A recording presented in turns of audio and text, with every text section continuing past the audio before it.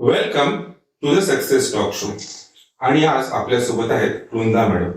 मित्रांनो, आपल्या आयुष्यात जेव्हा आपल्याला प्रगती करायची असते तेव्हा आपल्याला लागतं मार्गदर्शन, आणि मार्गदर्शन तेव्हाच मिळतं जेव्हा आपली असते इच्छा. तर आज आपल्या द सक्सेस टॉक शो वर 112व्या एपिसोड मध्ये वृंदा मॅडमचं खूप खूप स्वागत आहे. मॅडम, थोडक्यात तुमच्याबद्दल आम्हाला ओळख सांगा तुमची. नक्कीच, पण त्याआधी मला तुम्हाला थँक्यू म्हणायचंय, तुम्हाला धन्यवाद द्यायचे, कारण इतका सुंदर शो. आणि आज जेव्हा आपल्याला समाजामध्ये मोटिवेशन, इन्स्पिरेशनची गरज आहे, तेव्हा असे शो जे लोक पाहतायत, जे लोक दाद देत आहेत, त्यांना नवीन काहीतरी मिळतंय, नवीन ऊर्जा मिळते, सकारात्मक ऊर्जा मिळते, आणि त्याचं कारण तुम्ही आहात. खरंच आज खूप गरज आहे अशा पद्धतीच्या टॉक शोची.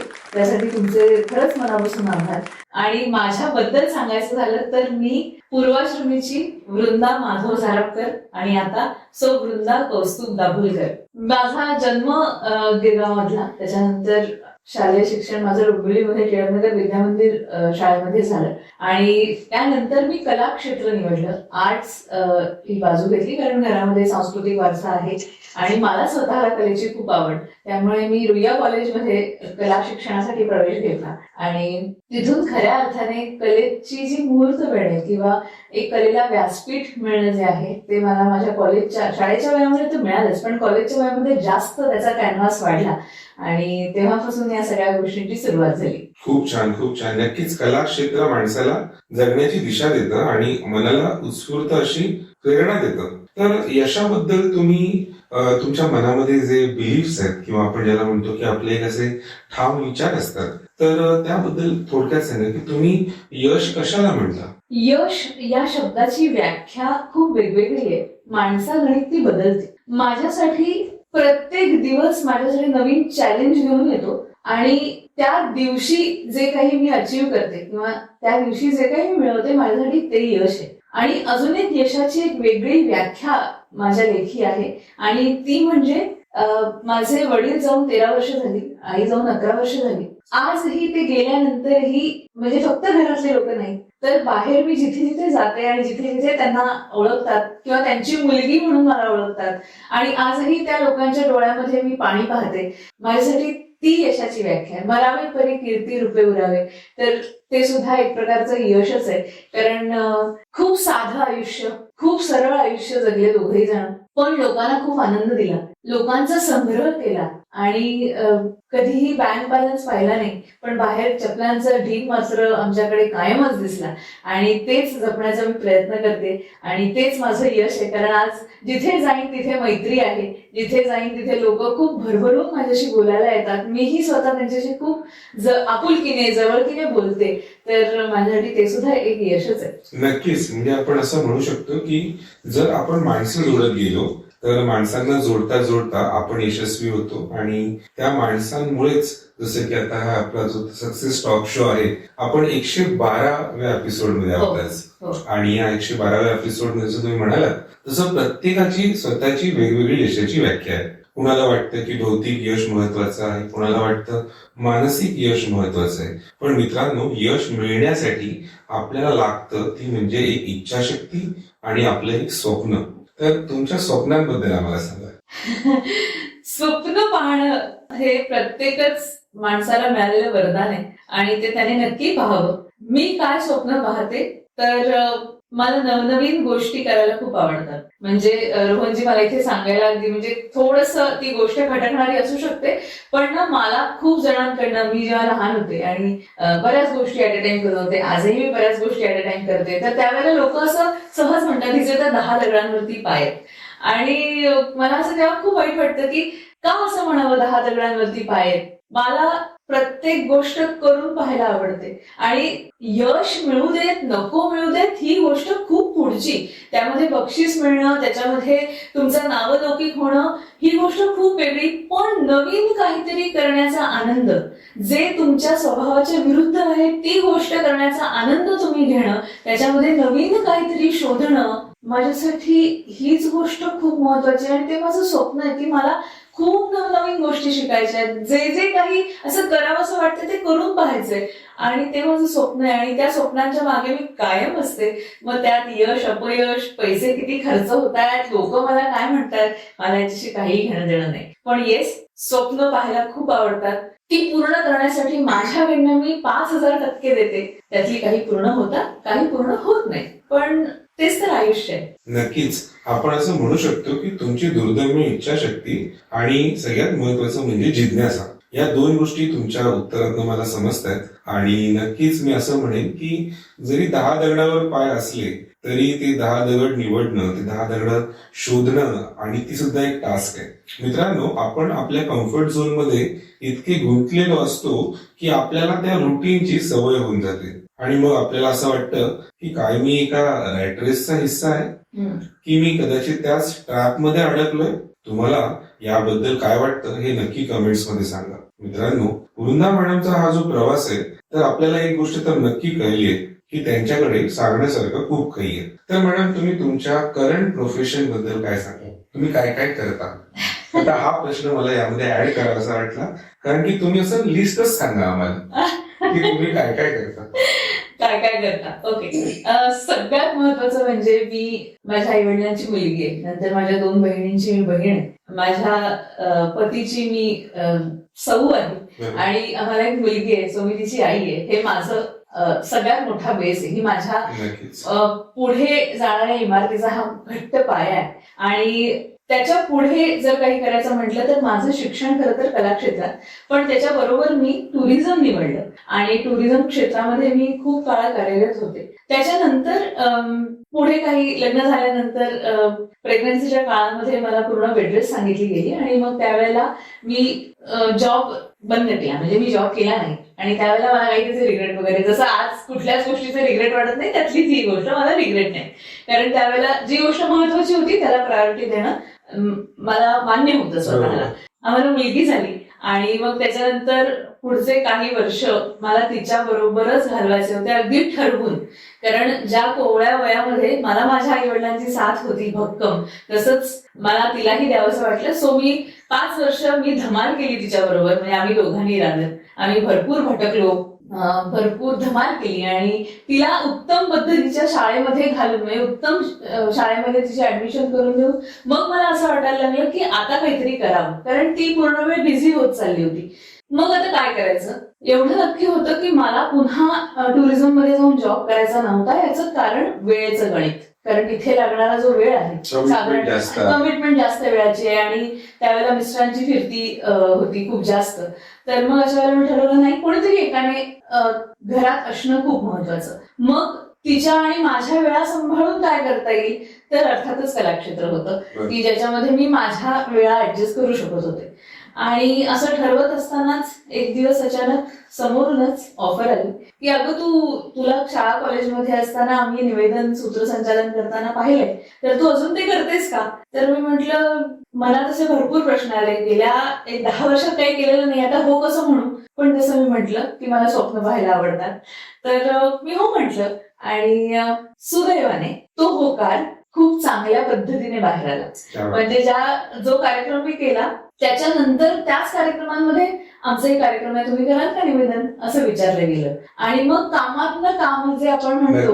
नक्कीच, कारण हा खूप महत्वाचा पॉईंट तुम्ही सांगताय की मित्रांनो, प्रत्येक गोष्टीसाठी किंवा एखादा व्यावसायिक किंवा एखादा प्रॉडक्ट डेव्हलपर किंवा एखादा क्रिएटर किंवा आपण म्हणू एखादा कलाकार जेव्हा त्याची प्रस्तुती करतो आणि ते लोकांना आवडतं आणि त्यातनं जेव्हा त्यांना परत बोलवणं येतं, तीच तुमच्या कामाची पोचपावती असते. 100%. म्हणजे आपण आपल्या कामात 100% एवढे जास्त जर इफर्ट्स घेतले तर नक्कीच आपण आपल्या कामामध्ये एक जिवंतपणा आणू शकतो. अगदीच. आणि त्याच्यानंतर मग निवेदन सूत्रसंचालन हे प्रोफेशन म्हणून निवडत गेलं का, तसं म्हटलं कामातूनच काम मिळत गेलं. असे आतापर्यंत किती निवेदन किंवा कार्यक्रम केले तुम्ही, थोडक्यात आकडा पण आमच्या दर्शकांना सांगा. जरूर. 1020+ कार्यक्रम आजपर्यंत केले. म्हणजे अगदी काल सुद्धा संध्याकाळी एक कार्यक्रम करून येते आहे. तर आणि त्या सगळ्या कार्यक्रमांमध्ये जर मला काय मिळालं असेल निवेदिका सूत्रसंचालिका म्हणून, तर प्रचंड समाधान. कारण सुदैवाने एकही कार्यक्रम अभ्यास न करता केला नाही. एखादा कार्यक्रम रिपीट जरी असला तरी सुद्धा त्याच्यामध्ये मी नवीन काय करीन. एखादा गाण्याचा कार्यक्रम साधारण 5-6 शो सेम कॉन्सेप्ट वरती झाल्यानंतर तोचपणा येतो. पण सुदैवाने माझ्या बाबतीत तसं झालं नाही किंवा मी ठरवून केलं नाही. कायमच प्रत्येक कार्यक्रम हा वेगळा दिसला पाहिजे, वेगळ्या विचाराने आला पाहिजे, याच्यासाठीच मी आजपर्यंत काम करते आणि याही पुढे करत राहणार. सो निवेदन सूत्रसंचालन ही आवड आणि तोच छंद आणि तोच म्हणजे प्रोफेशन म्हणून निवडलं. त्यानंतर लेखन करायला खूप आवडतं. माझी आतापर्यंत 3 पुस्तकं प्रसिद्ध झाली, त्यातल्या 2 पुस्तकांच्या द्वितीय आवृत्तीचं काम सुरू आहे आणि एक नवीन ललित लेखांचं पुस्तक याच फेब्रुवारी महिन्याच्या शेवटाला कदाचित ते प्रकाशित होईल, तारीख घेते. सो ते पुस्तक आहे. लेखन करायला आवडतं. अभिवाचन, कथाकथन ही अत्यंत जवळची गोष्ट आहे. कविता वाचन सुद्धा. आणि त्यामुळे बऱ्याच ठिकाणी अभिवाचनाचे, कथाकथनाचे कार्यक्रम सुद्धा मी करत असते. त्याचबरोबर मी एका ऍक्टिंग अकॅडमी, वेद ऍक्टिंग अकॅडमी म्हणून आहे, तिथे मी वाचिक अभिनय शिकवते गेली 8 वर्ष. त्या संस्थेबरोबर मी गेली 9 वर्ष काम करते आणि खूप घट्ट ऋणानुबंध त्यांच्याबरोबर आहेत. आणि त्यांच्यामुळे मला बालनाट्यामध्ये काम म्हणजे दिग्दर्शन करायला मिळालं, त्याच्यासाठी थोडंफार लेखन करायला मिळालं. आणि एक क्षण असा आला की इंडिया बुक ऑफ रेकॉर्ड मध्ये सुद्धा त्याच्यामुळे मला तिथेही माझं नाव घेतलं गेलं. सुंदर ती दुसरी दुनिया नावाचं नाटक 2 वर्षांपूर्वी आम्ही केलं आणि त्यात 140हून अधिक मुलं होती, लहान 5 ते 15 वयोगटातली. आणि आजपर्यंत असा रेकॉर्ड नाही. खरं तर तो वर्ल्ड रेकॉर्ड म्हणायला हवा, पण इंडिया बुक ऑफ रेकॉर्ड मध्ये तिथे आमच्या त्या नाटकाचंही आणि बरोबर दिग्दर्शिका म्हणून आमची नावं तिथे लागली गेली. सो हा खूप आनंदाचा क्षण होता. खूप छान. आज आपण बघतो की आपल्या घरातील मुलांना कंट्रोल करणं, आजकाल पॅरेंट्सला, आजकाल पालकांना असं वाटतं की मी काय काय नवीन ट्रिक्स करू किंवा नवीन काय टेक्निक्स वापरू. तर तुमच्या पॅरेंटिंग जर्नी बद्दल थोडं आम्हाला सांगा. नक्कीच. पॅरेंटिंग जर्नी ही प्रत्येकच पॅरेंटची वेगळी असते, प्रत्येक मूल वेगळं असतं. त्यामुळे आमच्या मुलीला वाढवताना आम्हाला दोघांनाही असं कायम वाटत होतं की वेगळं काहीतरी करायचं नाही, आमची मुलगी वेगळी आहे असं आम्हालाही दाखवायचं नाही. सर्वसामान्य मुलांसारखंच तिला वाढवायचंय. पण काही गुण इनहेरंट असतात, आतून आलेले असतात. तिला मुळातच लहान असतानाच म्हणजे साधारणतः 2-2.5 वर्षाची असताना तिला डान्स खूप आवडायचा. म्हणजे गाणं लागलं की तिथं सुरू व्हायचं. आणि प्ले ग्रुप मध्ये जात होती तर तिथल्या तिच्या ज्या टीचर होत्या तर त्यांनी मला ना 2-3 वेळा, साधारण ती 3-3.5 वर्षाची असताना प्ले ग्रुप मध्ये होती, तर तिथल्या टीचरने मला बोलवून सांगितलं की तुमची मुलगी छान डान्स करते. तर आम्ही दोघांनी अगदी हो थँक्यू वगैरे असं ते आनंद वाटतो ते केलं. पण जेव्हा तिची टर्म संपली त्यावेळेला त्या टीचरनी पुन्हा एकदा आम्हाला बोलवलं आणि त्यांनी अगदी निक्षून, ज्याला म्हणतो निक्षून हा शब्द बरोबर आहे, निक्षून सांगितलं की प्लीज मला दिसतंय एक त्रयस्थ व्यक्ती म्हणून, म्हणजे ती माझी लाडकी विद्यार्थिनी आहे, माझ्या शाळेत आहे वगैरे हा भाग वेगळा, पण मला दिसतंय की ती उत्तम नृत्य करते, तर तुम्ही तिला प्लीज चांगल्या कुठल्या तरी गुरुच्या हाताखाली तिला नृत्य शिकवण्यासाठी पाठवा. म्हटलं बरं. आम्ही आमचे क्लासेस शोध वगैरे केली, पण सगळ्यांकडे की ती खूप लहान आहे, 5 वर्षाची होऊ देत मग घालूया. बरं. तोपर्यंत दिसायला लागलं तिला गोष्टी सांगायला खूप आवडतात. बरं, तेही पुस्तक आणून दे, वाचून दाखव, मग युट्यूब वरती काहीतरी दाखव, असं सगळं सुरू होतं. आणि ते चालू असताना आमचा काही असं तिच्यावरती जोर जबरदस्ती कधीच नव्हती, आजही नाहीये की हेच कर तेच कर किंवा काय. पण शाळेमध्ये गेल्यानंतर, मोठ्या शाळेत गेल्यानंतर म्हणजे ज्युनियर सिनियरला गेल्यानंतर, पहिलीत वगैरे गेल्यानंतर ती खूप एक मोठी कथाकथन स्पर्धा आहे आपल्या महाराष्ट्रामध्ये. त्या कथाकथन स्पर्धेमध्ये ती सलग 5 वर्ष विजेती ठरली. आणि म्हणजे 6व्या वर्षाचं सांगितलं गेलं तू आता पार्टिसिपेट कर, तुला बक्षीस नाही मिळू शकणार. तर पण तिला आनंद झाला की असंही सांगू शकतात आपल्याला की ओके ठीक आहे, मी 5 वर्ष विजेती आहे. तर त्याच्या पुढे आताही गेली 3 वर्ष ती आता बीटेक करते, तर गेली 3 वर्ष ती मुग्धा बोडके चिटणीस जी कथाकथन स्पर्धा असते त्यालाही ती सलग पहिली येते. आणि माझ्या ते सुद्धा एक वेगळं यश आहे. नक्कीच. आपल्या मुलांना काय आवडतं हे वेळीच लक्षात घेऊन जर तुम्ही त्यांना हवी ती वाट निवडायची संधी दिली किंवा त्यांच्यावरती विश्वास ठेवलात तर 100% मुलं यशस्वी होतात, ती खुश राहतात, ती समाधानी राहतात. आणि मला असं कायम वाटतं की सगळ्यात आधी पालकांनी काय पाहावं तर मुलाच्या किंवा मुलीच्या आपलं जे लेकरू आहे त्याच्या चेहऱ्यावरचं हास्य आपल्यामुळे विरघळत नाहीये ना, हे पाहणं खूप महत्वाचं आहे. नक्कीच, खूप छान.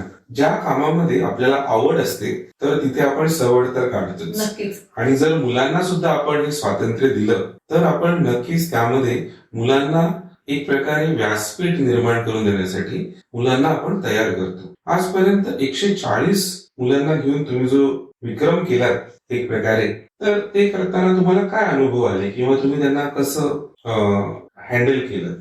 मुलांनी हँडल केलं बहुतेक मला. अच्छा, मुलांसोबत काम करताना तुमची चिडचिड व्हायची का? हो, सुरुवातीला प्रामाणिकपणे सांगते, सुरुवातीला व्हायची. कारण मुलं, जसं म्हटलं, प्रत्येक मूल वेगळं असतं, त्याची एनर्जी वेगळी असते, त्याच्या घरातून आलेले संस्कार वेगळे असतात. तर त्याच्यामुळे हो, पहिल्यांदा गोंधळ, गडबड, मारामारी, त्यांची भांडणं, मग मी आत्ता डबा खाऊ का, आता मी वॉशरूमला जाऊ का, मला आत्ता पाणीच प्यायचंय, माझं पाणी सांडलं, हा मला मारतोय, ह्या प्रचंड सगळ्या कोलाहलामध्ये विसरून जायचं की मी कशासाठी आले. स्क्रिप्ट विसरली. म्हणजे खरंच स्क्रिप्ट विसरायला व्हायचं. आणि एक वेळ अशी होती, त्या जे इंडिया बुक ऑफ रेकॉर्डला नाटक दिलं, तर त्याला एक वेळ अशी होती की एक साधारणतः वयवर्ष 6-6.5, उंची साधारणतः 3-3.5-4 फूट उंची असणारं एक आमचं अतिशय उत्साही बाळ आलं माझ्याजवळ आणि मला म्हणालं की ताई, जरा तुझ्याशी बोलायचंय. ओके, बोल. काय तू बोलायचंय असं तुम्ही जर समोरच्याला सांगितलं तर तुम्ही काय म्हणणार? हो, बोल, काय ते. म्हटलं काय झालं, काय पाहिजे? ताई, तुला मला एक डिरेक्टोरियल पॉइंट ऑफ व्ह्यू सांगायचा आहे. वाव. खरं तर एक फटका मारायला काय वेळ साधारण 6-6.5 वय. आणि खरं तर एक फटका मारायला पाहिजे होता ना तिथे. म्हणजे थोडक्यात जर आई म्हणून असते तर मी फटका, गप्प तुला काय कळते तू बस. पण ते पोरगं ज्या उत्साहात माझ्याकडे आलेलं, मला काही त्याचा उत्साह घालवावा असं वाटलं नाही. म्हटलं सांग ना, काय रे? तर म्हणजे आपण जे नाटक आता करतोय त्याच्यामध्ये जी आजी आहे ती अशी सारखी अशी टेकून चालायला, काठी हातात धरून तो अशी कंबरेत वाकून तिला चालायला लावतेस.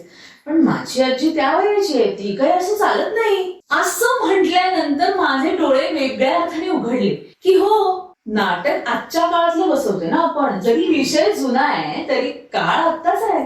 त्या मुलांनी काठी टेकवत चालणारी आजी, कमरेत वाकलेली आजी जर पाहिली नाही तर त्यांना ते कन्व्हिन्स कसं होईल? आणि तेव्हापासून ना माझी बालनाट्याकडे पाहण्याची दृष्टी बदलली. म्हणजे बालनाट्य म्हणजे हा, मुलांनी काही केलं तरी चालेल, तर तसं नसतं. त्यांच्यामध्ये सुद्धा काहीतरी एक वेगळा विचार असतो. ते स्क्रिप्ट वाचल्यानंतर ते जे काही पाहतायत आता, आणि आत्ताच्या पिढीच्या बाबतीत बोलायचं झालं ना, ही जी जेन झी, अल्फा, व्हॉट एव्हर काय ज्या तुमच्या पिढ्या आहेत, मला एवढी नावं येत नाहीत त्यांची, पण ह्या पिढ्यांमध्ये इतक्या गोष्टी आहेत, त्यांच्याकडे इतकं सांगण्यासारखं आहे, ते इतकं पाहतात, वाचतात सुद्धा. त्यांना जे आवडतं ते जर तुम्ही त्यांना चांगलं गाईड केलं तर ते चांगलं वाचतात, असा माझा अनुभव आहे. तर त्यांच्याकडनं शिकल्यानंतर, आणि आत्ताही आमचं एक नाटक द चेंबर ऑफ कोडेक्स नावाचं झालं, त्याच्यामध्येही ती त्या लहान मुलांची सगळीच ऊर्जा, म्हणजे मी त्या ऍक्टिंग अकॅडमी मधले जे 2 तास आमचे रविवारचे असतात संध्याकाळचे, ते घालवल्यानंतर मला आठवड्याभरासाठी असा उत्साह मिळतो, इंधन मिळतं मला.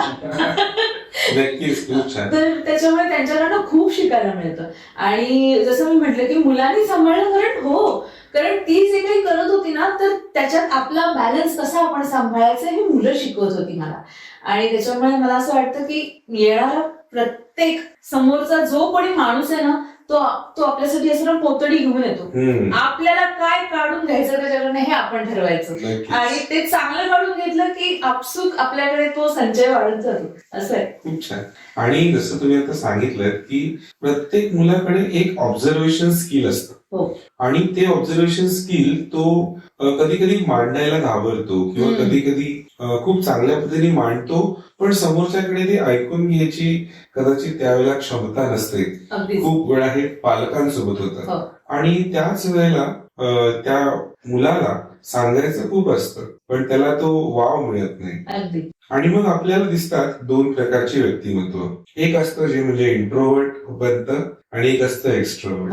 तर त्याबद्दल तुम्ही काय सांगाल की तुमच्या आयुष्यात जी तुम्हाला माणसं भेटली, तर तसं तुमच्या आयुष्यात आलेली व्यक्तिमत्व, त्यांची पहिली आम्हाला लिस्ट सांगा, आणि मग त्यांच्यासोबत प्रत्येकासोबत घडलेले काही किस्से सांगा. नक्कीच. मी आधी घरापासून सुरुवात केलं. माझे आई वडील, माझे काका काकू, माझ्या बहिणी भावंड यांच्याकडनं कायम मोटिवेशन मिळालं. त्यानंतर शाळेत असताना लीना ओक मॅथ्यू आमच्या ज्या शाळेतल्या माझ्या शिक्षिका होत्या त्यांच्याकडनं शिस्त नावाचा जो प्रकार आहे तो मी खूप आत्मसात केला. वेळेवर येणं जाणं, राहणं, छान दिसणं, व्यवस्थित उठणं बसणं. आणि त्याच्याबरोबर माझ्या शाळेचे माझे अत्यंत लाडके प्रिन्सिपल वाजपेयी सर, मी त्यांच्या आधी कैलासवासी असं लावत नाही कारण ते आजही माझ्या मनामध्ये अगदी जसे होते तसेच आहेत. पुढे जात असताना कॉलेजमध्ये अत्यंत उत्तम अशा प्राध्यापिका पुष्पा भावे मॅडम, वर्षा माळवदे मॅडम, या सगळ्यांमुळे माझं आयुष्य खूप चांगल्या वळणावरती येत गेलं. त्याच्यानंतर जेव्हा टुरिझम करायला लागले त्यावेळेला सुद्धा खूप चांगल्या चांगल्या व्यक्तिमत्वांनी माझ्यावरती संस्कार केले कळत न कळत. त्यातली एक खूप आदरणीय व्यक्ती माझ्यासाठी डॉक्टर अजित केरकर. जेव्हा तुमचा लंच टाइम असतो तेव्हाच तुम्ही जेवलं पाहिजे हा दंडक मी त्यांच्याकडनं घेतला. कारण एकदा त्यांचा खूप ओरडा खाल्ला होता आणि त्यांनी असं स्पष्ट सांगितलं होतं की काम होत राहणार आहे पण तुमचा जो लंच टाइम आहे तो त्या वेळेतच घेतला गेला पाहिजे.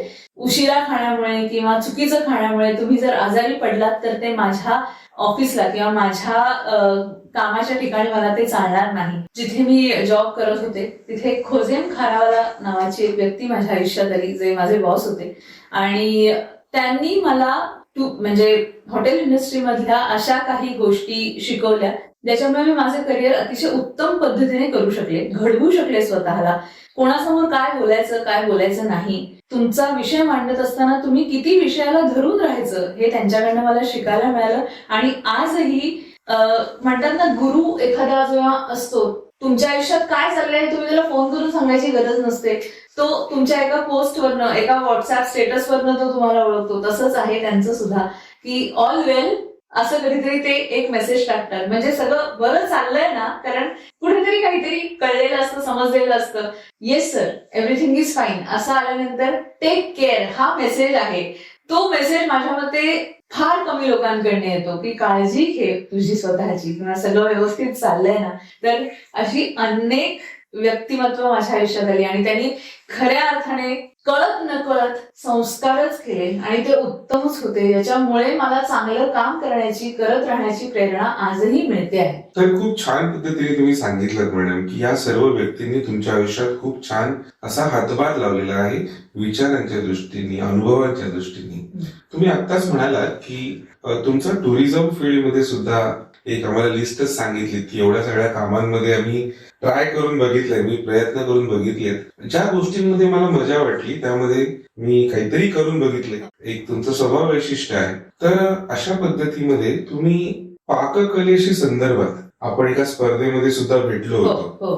तर त्याबद्दल थोडक्यात सांगा आम्हाला. पाककला, मी मुळात स्वतः खवय्यी आहे. मला वेगवेगळे पदार्थ, वेगवेगळ्या ठिकाणचे पदार्थ खायला खूप आवडतं. ते कसे केले जातात याबद्दलची माहिती करून घ्यायला आवडते आणि ते स्वतः करायला सुद्धा खूप आवडतात. आणि असं म्हणायला हरकत नाही की ह्याच स्वभावामुळे किंवा ह्याच गोष्टीमुळे मला जवळपास आता 100च्या वर पाककला स्पर्धांचं परीक्षण मी केलंय. त्याच्यामध्ये सुद्धा असं होतं की म्हणजे किती खाद्य संस्कृती आपली समृद्ध आहे, प्रगल्भ आहे किंवा काळाच्या पुढे कॉर्न पासून तयार केले जाणारे पदार्थ साधारणतः 55 वगैरे स्पर्धक होते. तर मी म्हटलं जास्तीत जास्त किती 30 नवीन पदार्थ मला मिळतील, बाकी सेम तसं मिळेल. तुम्हाला आश्चर्य वाटेल 103 पदार्थ मी त्या दिवशी चाखून पाहिले आणि मला इतकं आश्चर्य वाटलं की ह्या आपल्या सगळ्या ज्या काकू, मावशी, मामी, आजी, आत्या, ताया यांनी काय काय केलंय आणि त्यातली सगळ्यात बेस्ट रेसिपी जर कुठली होती तर ती मक्यापासून केलेली फिरणी. सर तुम्ही बिलीव्ह नाही करणार, मक्याची फिरणी जी काही केली होती त्या एका आजींनी आणि साधारण त्यांचं वय 75 वगैरे असेल आणि त्यांनी अतिशय उत्तम पद्धतीने ती फिरणी केली होती आणि त्यांना विचारलं की काय रेसिपी आहे जरा सांगा ना. त्या म्हणाल्या माझ्याकडे क्लास लाव. एकदम म्हणजे आजीबाई एकदम तरबेज होत्या.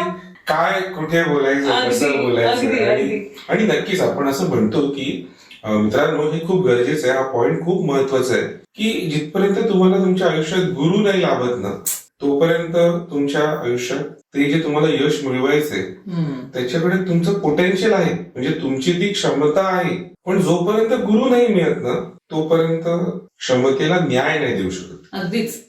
तर अशा पद्धतीने तुमचा सुद्धा आता रोल गुरुचा होतोय या ओव्हरऑल प्रोसेस मधून मला समजलं. तुम्ही लहान मुलांना नाट्य शिकवता, अभिनय शिकवता आणि निवेदन करता तुम्ही, तर ते पण तुम्ही शिकवता. तर एक व्यक्ती ज्याला आपल्या आयुष्यामध्ये विचार मांडण्याचं स्वातंत्र्य सगळ्यांनाच आहे, पण ती कला येणं गरजेचं आहे.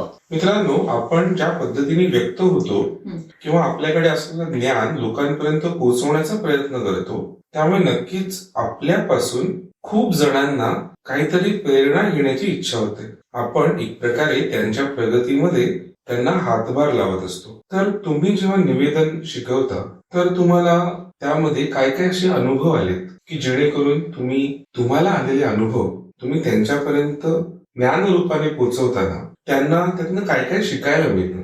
जवळजवळ 2020 पासून म्हणजे कोरोना काळापासून मी निवेदन, सूत्रसंचालन, अभिवाचन, कथाकथन याच्या कार्यशाळा मी घेते आणि त्या 1 to 1 ही घेते आणि शिवाय एका जे लिडिंग वर्तमानपत्र आहे आपल्याकडे तर त्यांच्याबरोबर सुद्धा मी कोलॅबोरेशन मध्ये त्या कार्यशाळा घेते आहे. आणि ह्याच्यामध्ये मला असं दिसलं किंवा जाणवलं की लोकांना खूप सांगायचं असतं, लोकांना खूप बोलायचं असतं. म्हणजे मिळालंय ना माईक समोर तर आता मी बोलूनच टाकते सगळं. तर अशा पद्धतीने एक निवेदन करण्याची किंवा सूत्रसंचालन करण्याची एक त्यांच्यामध्ये जी काही क्षमता आहे ती मला दिसली. पण मुळातच म्हणजे जे मला माझ्या गुरूंनी शिकवलंय तर ते म्हणजे निवेदक किंवा सूत्रसंचालक हा मोत्यांच्या मध्ये ओवला जाणारा धागा असावा, ते पेंडंट नसावं. ते पेंडंट म्हणून जेव्हा आपण वागायला लागतो ना त्यावेळेला आपण ते उगीच बटबटीत दिसतो. तर मला कायमच हे माझ्या विद्यार्थ्यांना सांगावंसं वाटतं किंवा मी आवर्जून ही गोष्ट सांगते, तुमच्याकडे सांगण्यासारखं खूप आहे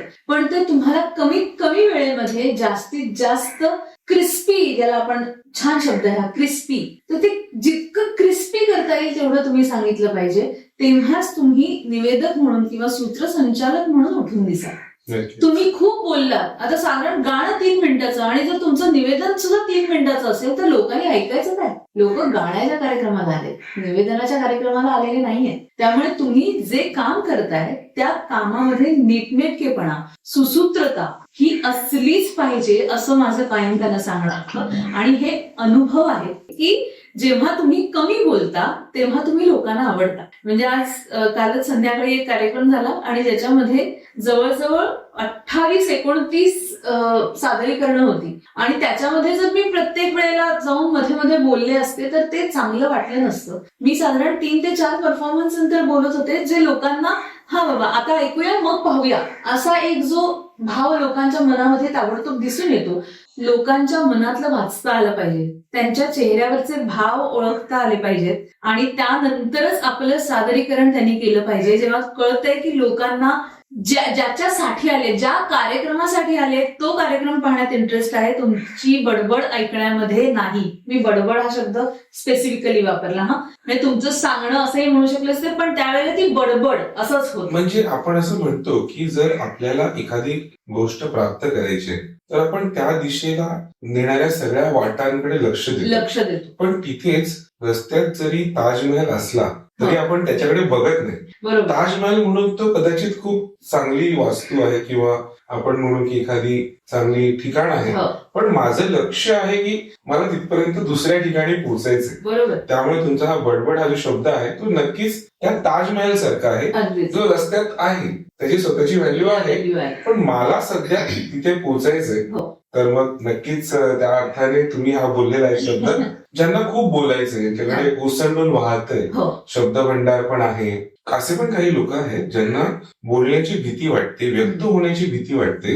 कदाचित ती एक अनामिक भीती असते, पण मग त्या भीतीवर लोकांनी मात करावी, स्वतःचे विचार मांडावेत असं तुम्हाला वाटतं का? आणि जर असं वाटत असेल तर तुम्ही त्यांना कशी मदत करा? माझ्याकडे येणारी जी काही विद्यार्थी संख्या आहे त्याच्यामध्ये गृहिणी खूप असतात, कारण गृहिणींकडे खूप गोष्टी असतात आणि त्या कोणाला तरी सांगाव्यात. पण मग माध्यम काय तर निवेदन किंवा सूत्रसंचालन अशा मार्फत सांगाव्या असं त्यांना खूप वाटतं. मग त्यावेळेला मॅडम मला खूप भीती वाटते हो. मला बोलायला उभं राहिलं ना की हातपाय थरथर कापतात माझे, पोटात गोळा येतो, जिभेतनं एक मी जी बटबट करते घरामध्ये जितकं बोलते, मला स्टेजवर माईक समोर की हातपाय गेलेच माझे कामातनं. अशा सगळ्या गोष्टी मला कायम ऐकायला येतात. त्यावेळेला मला त्यांना एकच गोष्ट सांगायची असते की सुरुवात करत असताना भीती वाटणं ही खूप कॉमन गोष्ट आहे. एवढे कार्यक्रम केल्यानंतर अगदी म्हणजे मी नाही, कोणालाही विचारा, जेव्हा उद्या दुसरा कार्यक्रम करणार असतो, दुसऱ्या दिवशी कार्यक्रम करणार असतो, तेव्हा पोटात भीतीचा गोळा येतोच. आमचेही हातपाय लटलट कापतात. पहिला शब्द बऱ्याचदा आधी आम्ही बोलून घेतो, कारण फंबल पडण्याची खूप जास्त म्हणजे त्यावेळेला खूप जास्त चान्सेस असतात फंबल एखाद्या पडण्याचे.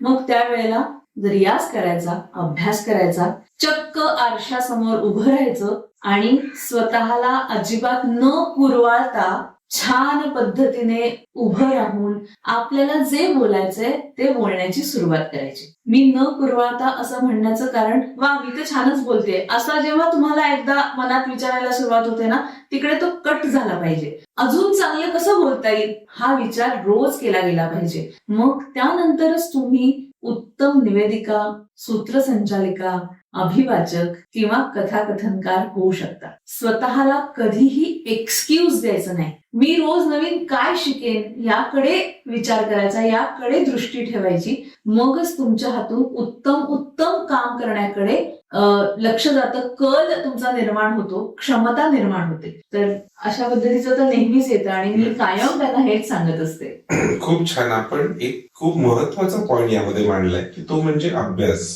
मित्रांनो, जर आपल्याला 10व्या मजल्यावर जायचं असेल तर आपल्याला एक एक पायरीने जायचंय आणि ती पायरी घेण्यासाठी म्हणजे ती पायरी चढण्यासाठी जर तुम्ही कंटाळा केलात तर तुम्ही कसे बरं पोहोचणार त्या 10व्या मजल्यावर? डेफिनेटली तुम्ही एलिव्हेटर किंवा लिफ्ट वापरू शकता, पण जर पायरी हा एकच ऑप्शन असेल तर तुम्हाला ती प्रत्येक पायरी चढावी लागेल, सर करावी लागेल. आणि जसं तुम्ही म्हणालात की आज गृहिणी आहेत तर त्यांच्याकडे खूप वेळ सुद्धा उपलब्ध आहे. असं म्हणतात की जर पहिल्यांदा तुम्ही चपाती बनवायला घेतली किंवा भाजी बनवायला घेतली तर तुमचा पाककलेचा विषय म्हणून हे उदाहरण देतोय, तर कदाचित त्याला अर्धा तास लागेल, 1 तास लागेल. पण जेव्हा एका गृहिणीकडे ते काम वर्षानुवर्ष करण्याची सवय होते, एक त्याचा प्रवास होतो तो, तर ती लगेच खूप कमी वेळात ते गोष्टी करते.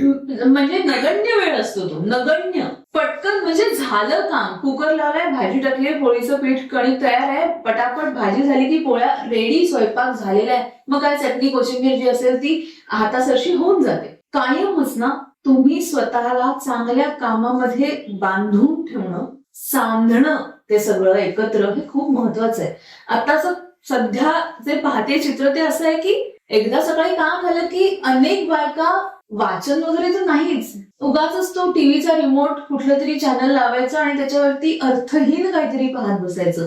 त्यापेक्षा मला असं वाटतं नवीन काहीतरी शिका. त्याचा उपयोग तुम्ही करा, करू नका ही पुढची गोष्ट आहे, पण नवीन शिकण्यासाठी तुम्ही तयार व्हायला पाहिजे मनाने. हे माझं गृहिणींना तर स्पेसिफिकली सांगणं आहे की रोज काहीतरी नवीन शिका, जे तुम्हाला आवडतं ते शिका. ड्रॉइंग असेल, पेंटिंग असेल, नृत्य असेल, गाणं असेल, कथाकथन करणं असेल, अभिवाचन असेल, वाचन असेल, लायब्ररीत जाऊन नवीन पुस्तकं घेऊन येणं असेल, हे सगळं तुम्ही करणं खूप जास्त गरजेचं आहे, ज्याच्यामध्ये तुम्ही स्वतःला माणूस म्हणून घडवता आणि एक प्रगल्भ व्यक्तिमत्व म्हणून समाजापुढे येता. आणि नक्कीच तुम्ही जसं म्हटले तर गृहिणी हा एक घराचा आत्मा असतो. आणि तुम्ही ज्या पद्धतीने जे कॉन्टेंट आहे किंवा जे काही आपण श्रवण करतो, बघतो टीव्हीवर किंवा वेगवेगळ्या ठिकाणी आजकाल मोबाईलमध्ये सर्व उपलब्ध झालंय, तर जे आपल्या आतमध्ये जातं तेच काही दिवसांनी परिपक्व होऊन बाहेर येतं. तर तुमच्या मुलांना सुद्धा काही प्रेरणा मिळू शकते जर तुम्ही काहीतरी नवीन करत असाल तर.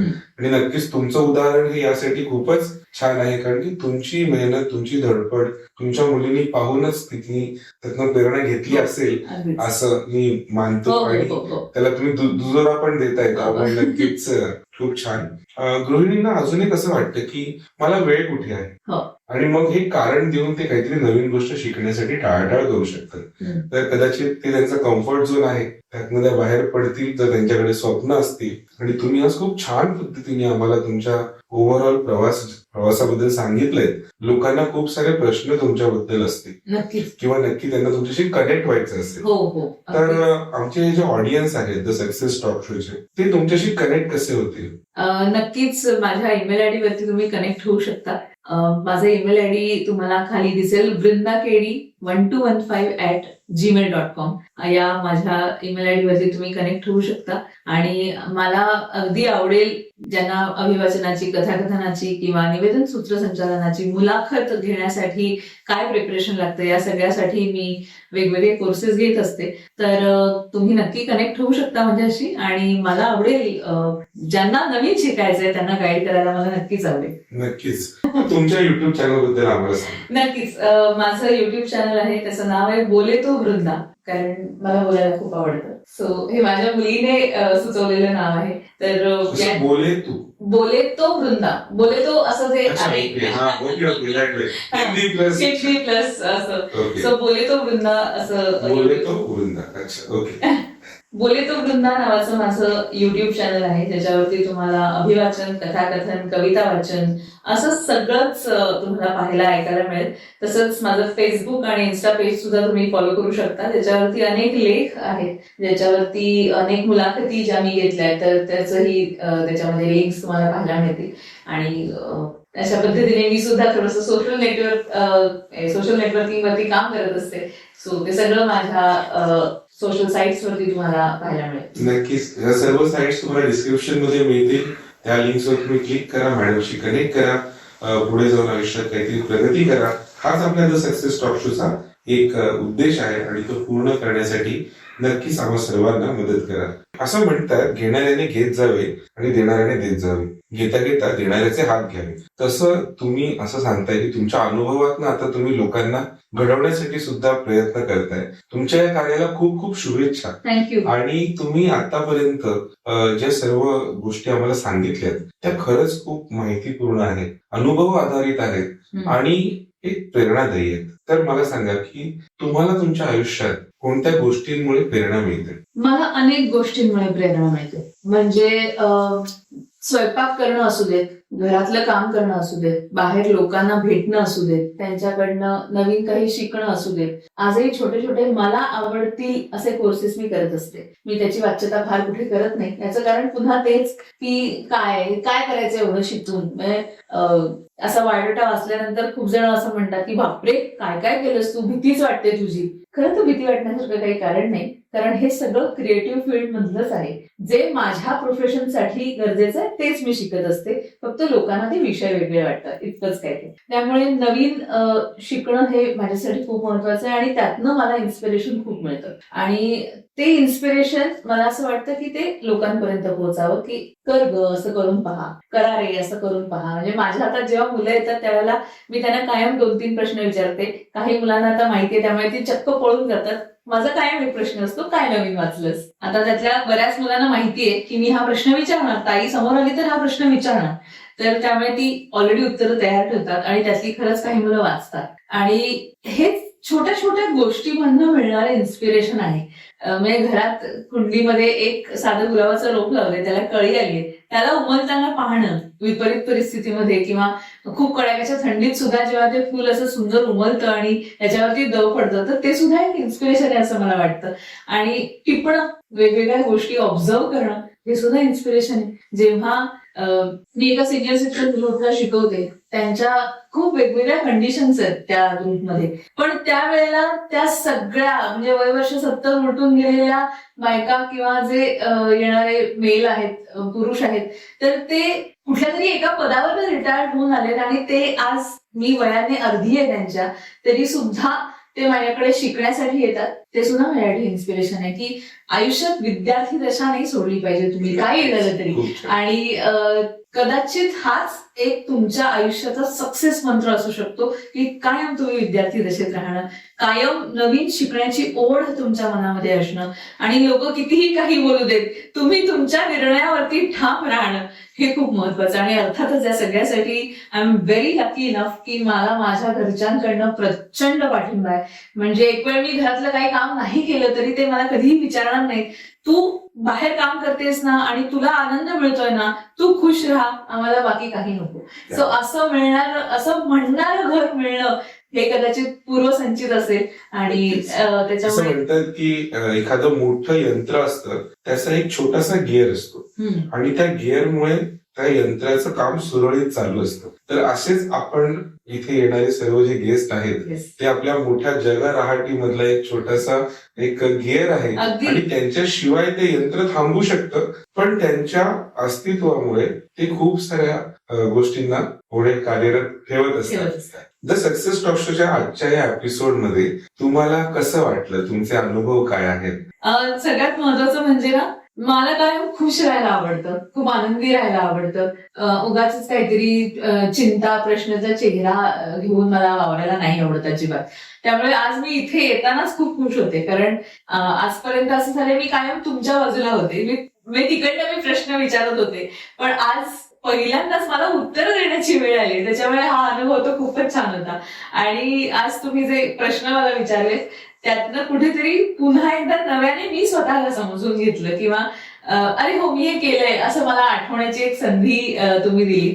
सो हा अनुभव खूपच छान, रिफ्रेशिंग. आणि हा एपिसोड जेव्हा माझ्या घरातले सगळेजण बघतील किंवा माझ्या ओळखीचे मित्रमैत्रिणी किंवा आणखीनही इतर लोक पाहतील तुमच्या रेग्युलर व्ह्युअर्स मधले, तेव्हा मला म्हणजे असं वाटतं की त्यांना आनंद मिळेल, किंवा त्यांना असं वाटेल कधी की असंही घडू शकतं, असंही करून पाहायला काय हरकत आहे. आणि त्यातला एक जरी गोष्ट त्यांनी करून जर त्यांना आनंद मिळाला तर ते माझं सक्सेस असेल असं वाटतं मला. नक्कीच खूप छान. सगळ्यात महत्वाचं म्हणजे काय माहितीये का, की तुमचा हा उपक्रम खूप छान आहे, हे सगळ्यात महत्वाचं. दुसरं, तुम्हाला अशा काही अज्ञात व्यक्तींना समोर आणावं असं वाटलं की ज्यांना लोक फार ओळखत नाही किंवा ज्यांच्या कामाबद्दल फारशी कोणाला माहिती नाहीत, अशा लोकांना घेऊन तुम्हाला हा पॉडकास्ट करावा असा वाटला. कारण आज बाहेर जर पॉडकास्ट पाहिले तर ते सक्सेसफुल झालेल्या लोकांचे आहेत, ज्यांना अख्खं जग ओळखते, तर त्यांच्या त्या सगळ्या कथा आहेत. पण असे अनेक लोक तुमच्या टॉक शो मध्ये आहेत जे बाहेरच्या जगामध्ये फारसे लोकांना माहिती नाहीये. जवळ त्यांच्या जवळपासच्या लोकांना त्यांचं कार्य माहित असेल कदाचित, किंवा आता तुमच्या टॉक शो मुळे ते लोकांपर्यंत पोहोचलं असेल, पण तोपर्यंत माहिती नव्हतं. सो अशा लोकांपर्यंत तुम्ही पोहोचताय, त्यांना तुम्हाला इथे आणावं असं वाटतंय, हे तुमचं सक्सेस आहे असं वाटतं. सो मस्त. आणि तुम्ही छान पद्धतीने प्रश्न विचारता, वेगळ्या पद्धतीने काढून घेणं जे म्हणतात ते चांगल्या पद्धतीने करता. सो मजा आली. होमली वाटलं, मजा आली. येस, मजा आली, खरंच मजा आली. मस्त. खूप छान आजचा आपला संवाद झाला आणि तुमच्या खूप साऱ्या पैलूंना उलगडण्याची संधी मिळाली मला. तर तुम्ही जर सक्सेस टॉक शोवर आलात तर आमचे भाग्यच आहे की आम्ही असे प्रथित यश व्यक्तींना बोलवतच असतो, जे त्यांच्या आयुष्यामध्ये, वैयक्तिक आयुष्यामध्ये खूप चांगली प्रगती करतात, यशस्वी होतात. आणि तुमचं यश बघून लोकांना प्रेरणा मिळावी यासाठी तुम्ही आज जे सर्व मेहनत केली म्हणजे तुम्ही ज्या पद्धतीने या सर्व गोष्टी सांगितल्यात त्यातनं खूप जणांना प्रेरणा मिळणार आहे. काही क्षणापुरतं किंवा काही वेळापुरतं मी त्या सुटून गेलेल्या गोष्टींकडे पाहिलं, पण त्यानंतर असं वाटत गेलं की ठीक आहे, हे नाही मिळालं पण त्याच्या ऐवजी हे तर मिळालं, किंवा समजा नाहीच कुठली गोष्ट आपल्याला मिळाली तरी हरकत नाही, तोही एक अनुभव गाठीशी घेऊन पुढचं मार्गक्रमण करत राहणं हे माझ्यासाठी खूप महत्वाचं आहे. रडत बसणं, पुढत बसणं, ब्लेम करत राहणं, जी गोष्ट मिळाली नाही त्याच्यासाठी खूप सोपं आहे. कारण खूप आहेत त्या गोष्टीसाठी, पण पुढे जाण्यासाठी कारण मात्र तुम्ही स्वतःच आहात. पुढे जर तुम्हाला जायचं असेल तर एखादी व्यक्ती किंवा एखादा माणूस किंवा अगदी तुमचे आईवडील सुद्धा बोट धरून एका सीमारेषापर्यंतच तुम्हाला पोहोचवतील. ती ओलांडायची, तिथे थांबायचं की उडून जायचं हे तुमचं तुम्ही ठरवायचं असतं. आणि मला असं वाटतं की ते चालत राहणं हे मी स्वीकारलंय आणि ते मी चालत राहणार आहे. अगदी जोपर्यंत माझ्या अंगात ताकद आहे, जोपर्यंत बुद्धी मला साथ देते, तोपर्यंत मी हे चालत राहणार. कारण त्याच्याशिवाय दुसरा पर्याय नाही. तुम्हाला कोणीही वाली नसतो, कोणीही तुमचा मेंटॉर वगैरे आयुष्यात होऊ शकत नाही. जसं सद्गुरू वामनराव यांचं वाक्य आहे, तूच तुझ्या जीवनाचा शिल्पकार. आणि ते माझ्या आयुष्याचं सुद्धा प्रिय वाक्य आहे की तूच तुझ्या आयुष्याचा शिल्पकार. त्याच्यामुळे ती शिल्पकाराची भूमिका मला कायम घ्यायची आहे. खूप छान. ऍक्च्युली काही सुटलं म्हणजे काय, तर आपण प्रयत्न केले पण आपल्याला ते मिळालं नाही आणि या गोष्टीचं खूप जणांना दुःख वाटतं. आणि त्याकडे बघण्याचा तुमचा हा जो दृष्टिकोन तुम्ही आम्हाला सांगितला, कदाचित त्यामुळेच तुम्हाला एखाद्या नवनिर्मितीचा जो ध्यास असतो तो तुमच्याकडे आहे आणि तो आमच्या दर्शकांनी पण घ्यावा असा तो गुण तुमच्यातला आहे. तो खूप छान वाटला. आज तुम्ही पॉडकास्टला आलात, आपल्या सर्व गोष्टींची चर्चा झाली आणि तुमचं व्यक्तिमत्व मला सादर करता आलं. नक्कीच तुम्ही खूप छान अर्थ सांगितलं की तुम्ही नवनिर्मितीचा ध्यास पण घेता आणि त्यात काहीतरी नवीन करण्याची तुम्हाला इच्छा असते, काहीतरी नवीन करता. त्याच्या संदर्भात माझा एक अनुभव मी तुम्हाला शेअर करतो. मित्रांनो, 26 जुलै 2005 साली माझ्या घरी पूर आला होता. आमचा बदलापूरला बंगला होता 5-6 रूमचा आणि 10-15 नारळाची झाडं, छानपैकी असं एकदम खूप जबरदस्त ते होतं. आणि पुरामुळे आमचं पूर्ण घर उद्ध्वस्त झालं. अंगात घालायला कपडे नव्हते, वाचायला पुस्तकं नव्हती, कारण मी त्यावेळेला 10वीत होतो. आणि सगळं वाहून गेलंय, वाताहत झालीये. त्यावेळेला माझ्या वडिलांनी मला सांगितलं की रोहन, तू नापास झालास तरी चालेल, पण तुझ्याकडे आता एकच संसाधन आहे, एकच रिसोर्स आहे की तू शाळेत जाऊ शकतोस. कारण तो जुलैचा महिना होता आणि पुढचे 2-2.5 महिने आम्हाला खूप त्रास झाला होता त्या गोष्टीचा. वडिलांवर खूप जबाबदाऱ्या होत्या. तरी सुद्धा वडिलांनी मला सांगितलं, रोहन तू नापास झालास तरी चालेल, पण तू शाळेत जातोयस ना, तर शाळेत जे काही शिकलास ते मला घरी येऊन तू समजवायचं. मी म्हटलं ठीक आहे, तर सोपं आहे, नापास व्हायची पण मुभा दिलीये. सो मी शाळेत मन लावून परत अभ्यास करायला लागलो आणि घरी येऊन बाबांना समजवायला लागलो. तर असं करता करता मला शिकवण्याची एक कला माझ्यामध्ये आत्मसात झाली की बाबांना सांगायचंय तर आपण चांगलंच सांगूया. त्यामुळे अजून चांगले लक्ष देऊन अभ्यास करण्याची सवय लागली. आणि या सगळ्या गोष्टींना परिणाम असा झाला की ज्या मुलाचं घर उद्ध्वस्त झालंय पुरामध्ये, तो मुलगा त्या शाळेत त्या विद्यार्थ्यांमध्ये पहिला आला.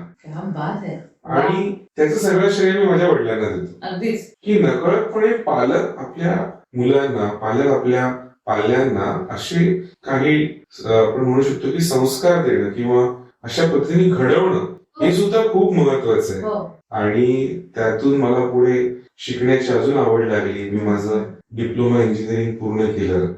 मग मी नागपूरला गेलो, तिकडे माझं डिग्री एज्युकेशन पूर्ण केलं. आणि असं सगळं करता करता 2012 ते मग आतापर्यंत मी सोमय्या कॉलेजमध्ये ऍज अ लेक्चरर म्हणून काम करतो. आणि तिथे पण अडचणींनी कधीच माझा पिच्छा सोडला नाही. 2014 साली मला जॉन्डिस झाला, कावीळ झाली आणि मी 1 महिना ऍडमिट होतो. तर मग विद्यार्थ्यांना कसं शिकवणार हा विचार माझ्या मनात होता. मग मी ऑडिओ नोट्स रेकॉर्ड केल्या आणि त्या विद्यार्थ्यांना दिल्या. विद्यार्थी त्या ऑडिओ नोट्सला फॉलो करून पास झाले. जसं मी बरा झालो, मी विचार केला की आपण टेक्नॉलॉजीला टीचिंग मध्ये युज केलं पाहिजे. तंत्रज्ञानाचा वापर करून आपण शिकवण्यामध्ये काहीतरी बदल आणला पाहिजे आपल्या. तर टेक्नॉलॉजीला टीचिंग मध्ये युज करण्याच्या प्रयत्नांमध्ये मी माझं युट्यूब चॅनल सुरू केलं.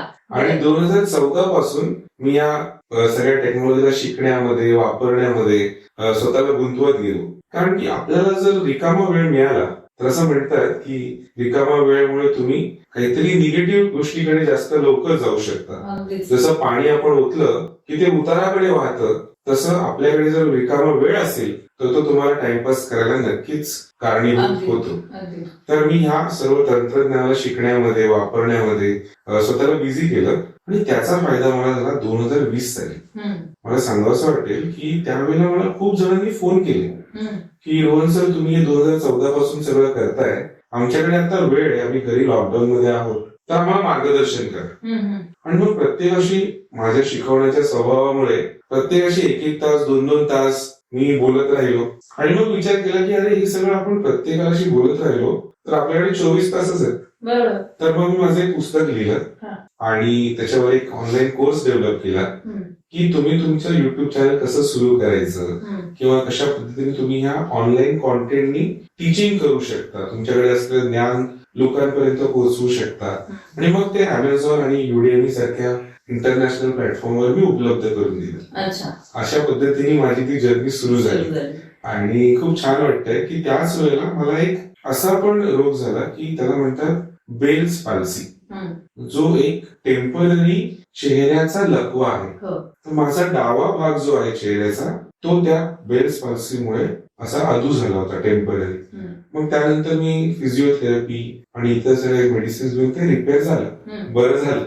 पण एक शिक्षकासाठी त्याचा चेहरा अशा पद्धतीने विद्रूप होणं हे खूप एक म्हणू शकतो आपल्याला इम्पॅक्ट होतो, निगेटिव्ह इम्पॅक्ट होतो. सो अशी आहे माझी ओव्हरऑल स्टोरी. रोहनजी, तुमची ही सगळी स्टोरी ऐकत असताना खरंच असं वाटलं मनापासून की जसं मगाशी मी म्हटलं की रडत राहायला खूप कारण आहेत आपल्याकडे, पण त्यातून बाहेर पडण्यासाठी तुमचं तुम्हालाच उठून उभं राहावं लागतं. आणि माझ्यामध्ये तुमचे वडील कारणीभूत ठरले तुम्हाला उभं करण्यासाठी.